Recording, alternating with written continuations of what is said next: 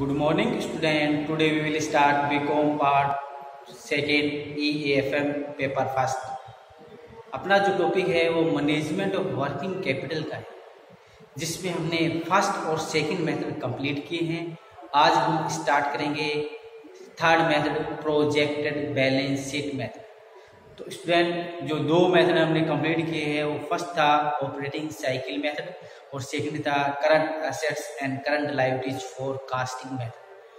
Third जो अपना है वो प्रोजेक्टेड बैलेंस शीट मेथड है। इसका मतलब ये है कि इसमें आपको एक बैलेंस शीट क्रिएट करनी है और बैलेंस शीट क्रिएट करने के बाद लास्ट में रिक्वायर्ड वर्किंग कैपिटल कैलकुलेट करनी है। तो फर्स्ट और सेकंड मेथड है वो भी वेरी मोस्ट है, फिर भी प्रोजेक्टेड बैलेंस शीट मेथड है उसका भी अपने को नॉलेज होना चाहिए। इसलिए आज हम क्वेश्चन नंबर 16 करेंगे जो प्रोजेक्टेड बैलेंस शीट मेथड से है। इसमें प्रोजेक्टेड ट्रेडिंग P&L अकाउंट, फिर प्रोजेक्टेड बैलेंस शीट क्रिएट की जाती है और उसके बाद एक फॉर्मूला लगा के current required working capital calculate की जाती है। तो इसके लिए अपने को क्या क्या काम करना पड़ेगा? अपने को projected trading P&L account create करने होंगे, प्रोजेक्टेड बैलेंस शीट बनानी होगी, बैलेंस शीट बनाने के बाद करंट एसेट और करंट लायबिलिटीज का टोटल करना होगा, फिर working capital equal current assets minus current liabilities करना होगा। ये सभी काम अपने को करने होंगे। इसके लिए फर्स्ट अपने को क्या क्वेश्चन में गिवन है वो सुनिए आप। यूनिट अपने को दे रखी है वो सेल्स की है 1,80,000 और सेलिंग प्राइस ₹4 पर यूनिट दी हुई है। अपने को कहते हैं रॉ मटेरियल है वो 50% लगता है सेल्स का और 2 मंथ के लिए है। वर्क इन प्रोग्रेस है वो उसके लिए अपने को कॉस्ट बताई है 90 और वो हाफ मंथ के लिए है। फिनिश गुड्स के बारे में हम बात करें तो कॉस्ट और 3 मंथ के लिए है। डेटर्स है वो सेलिंग प्राइस पर कैलकुलेट करना है, वो 3 मंथ के लिए है। क्रेडिटर्स की हम बात करें तो वो 2 मंथ के लिए है। ठीक है। मटेरियल लेबर ओवरहेड की कॉस्ट स्ट्रक्चर की हम बात करें तो मटेरियल रॉ मटेरियल है 50% ऑन सेलिंग प्राइस, लेबर है 20% ऑन सेलिंग प्राइस, ओवरहेड है वो भी 20% ऑन सेलिंग प्राइस गिवन है। ये सभी डिटेल स्टूडेंट अपने को दे रखा है। साथ में अपने को शेयर कैपिटल दे रखी है 3 लाख रुपए, 6% डिवेंचर दे रखे हैं 2 लाख रुपए। ठीक है, ये सभी अपने को दिए गए हैं। फिक्स एसेट्स भी दी हुई है और ये सभी जानकारी अपने पास है। अपने को क्या करना है, इनसे रिक्वायर्ड वर्किंग कैपिटल कैलकुलेट करनी है प्रोजेक्टेड बैलेंस शीट मेथड के अकॉर्डिंग। तो स्टूडेंट इसमें काफी अपने को वर्किंग नोट बनाना होगा और वर्किंग नोट के द्वारा ही अपन इसको कंप्लीट करेंगे। तो यहाँ लिख देते हैं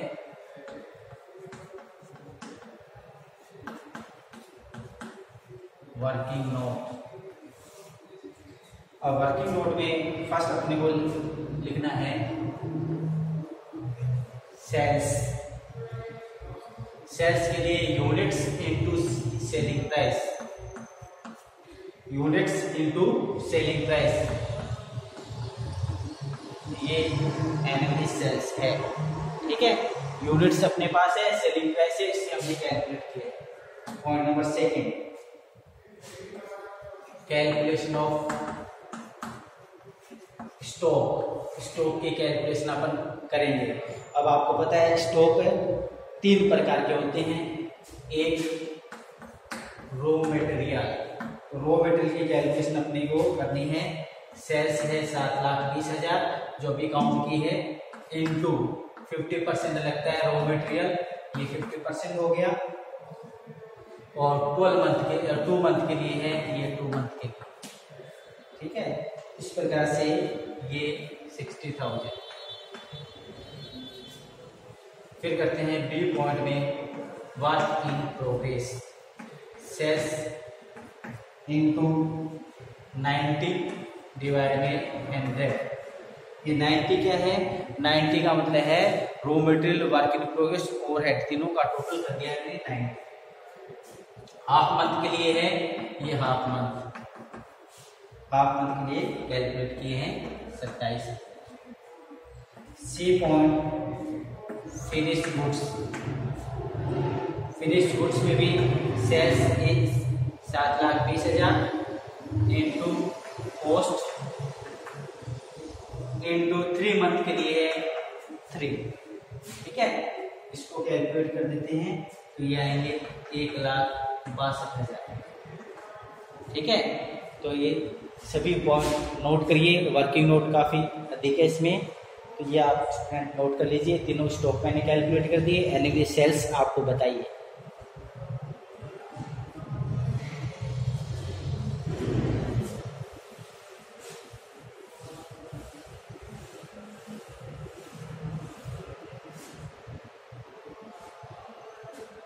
अब नेक्स्ट पॉइंट है पॉइंट नंबर 3, डेटास की अपन कैलकुलेशन कर रहे हैं on selling price. Selling price पर अपने को करनी है, तो सेल्स है 7,20,000 इंटू 3 मंथ के लिए है, ये 3 मंथ के लिए काट देंगे 1,80,000, ये अपनी डेटास हो। नेक्स्ट पॉइंट है क्रेडिटर्स। क्रेडिटर्स है वो सेल्स पर ही कर देते हैं इनटू रॉ मटेरियल 50% है। रॉ मटेरियल का होता है ये 2 मंथ के लिए, 2 मंथ के लिए, तो 2 मंथ के लिए कैलकुलेट करते हैं इसको 60,000।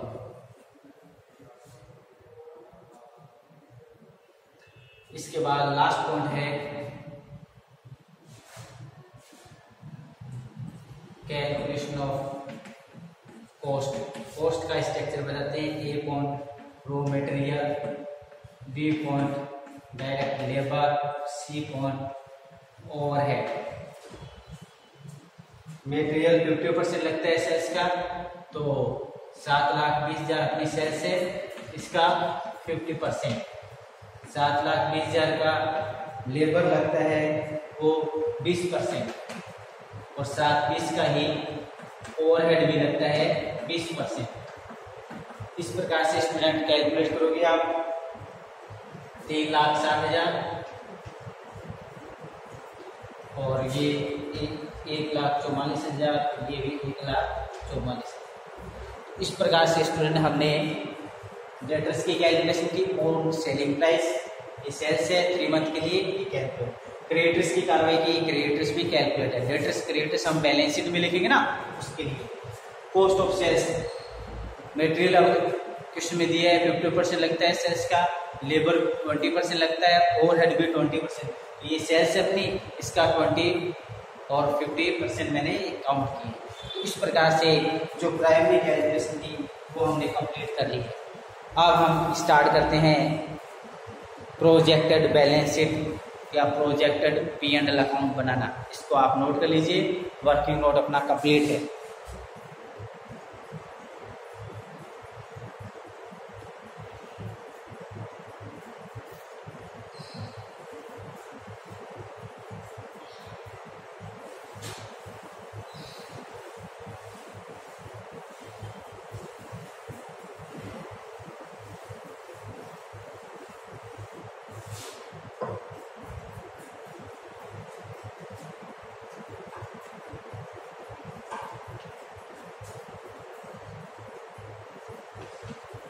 Projected trading and P&L account।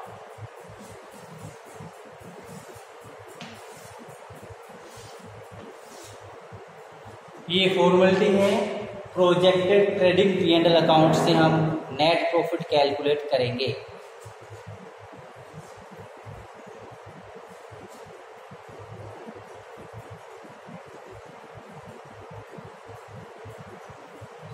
तो मैं स्टार्ट कर रहा हूँ ट्रेडिंग अकाउंट, फिर P&L अकाउंट बनता है। जो आपने 11th में काम किया वही है ये, ठीक है। तो डिटेल नहीं है इसमें, डायरेक्ट अपन शॉर्टकट तरीके से ही करेंगे। अपने को ग्रोस प्रॉफिट और नेट प्रॉफिट की कैलकुलेशन करनी है। आपको पता है नेट प्रॉफिट बैलेंस शीट में लिखना है, इसलिए नेट प्रॉफिट के लिए फर्स्ट ग्रोस प्रॉफिट कैलकुलेट होता है ट्रेडिंग से, उसके बाद P&L से नेट प्रॉफिट आएगा। तो अपन स्टार्ट करते हैं। रॉ मटेरियल रॉ मटेरियल भी कैलकुलेट किया था हमने 3,36,000। टू डायरेक्ट लेबर 144 और 2 ओवरहेड ये भी 144।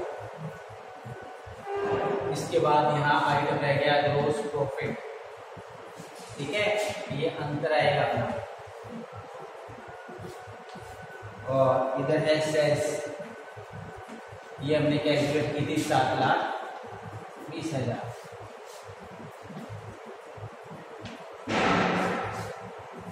और ये अंतर अपना है 72,000। फिर आप क्या करते हो स्टूडेंट, इसको यहाँ लाते हो बाय ग्रॉस प्रॉफिट 72,000 और यहाँ लिख देते हैं to interest on debenture. Debenture पर अपने को इंटरेस्ट चार्ज करना है, डिवेंचर क्वेश्चन में गिवन है।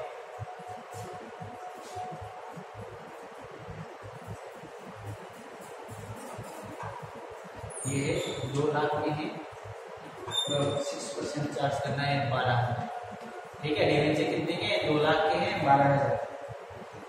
इसके बाद यहाँ लिख देंगे टू नेट प्रॉफिट, अंतर काउंट करेंगे, नेट प्रॉफिट आएगा 60,000 और ये 72,000 और ये भी 72,000। यस स्टूडेंट, नोट करिए अपना नेट प्रॉफिट है वो कैलकुलेट हो चुका है 60,000। ठीक है,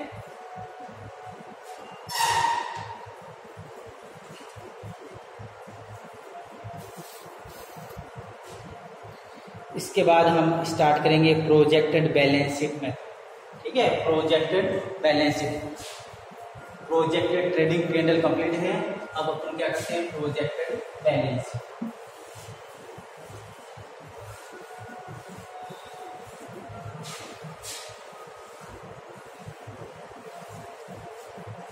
ठीक है, अकाउंट फॉर्मेट में इसको कंप्लीट कर रहे हैं, अकाउंट फॉर्मेट में ही कर देते हैं, कोई दिक्कत नहीं है।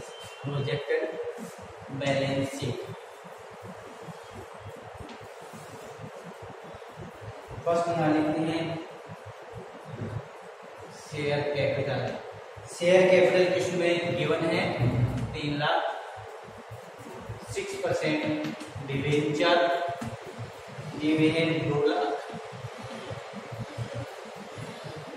नेट प्रॉफिट जो भी आपने काउंट किया था वो लिख देते हैं 60,000।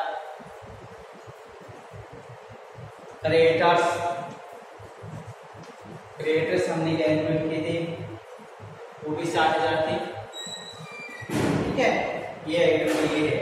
इधर लिख देते हैं एसेट्स, क्वेश्चन में गिवन है 2 लाख। इसके बाद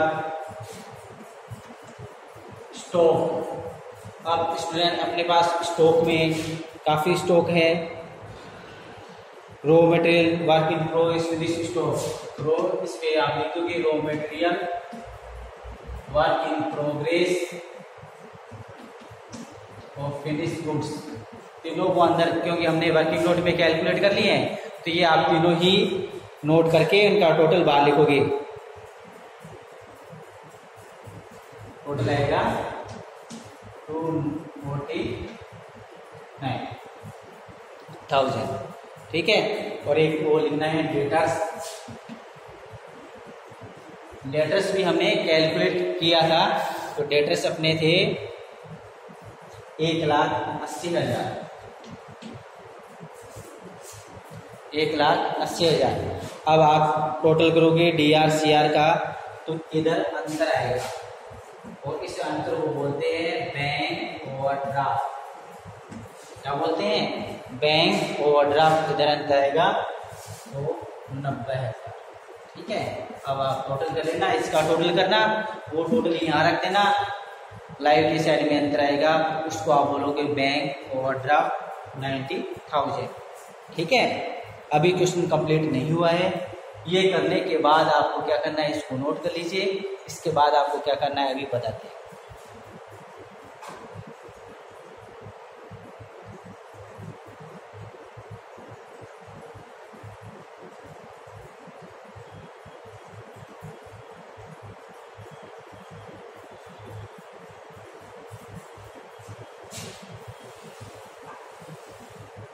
अब लास्ट अपना जो आंसर है वो ऐसे लिखेंगे, working capital equal current assets minus current liabilities.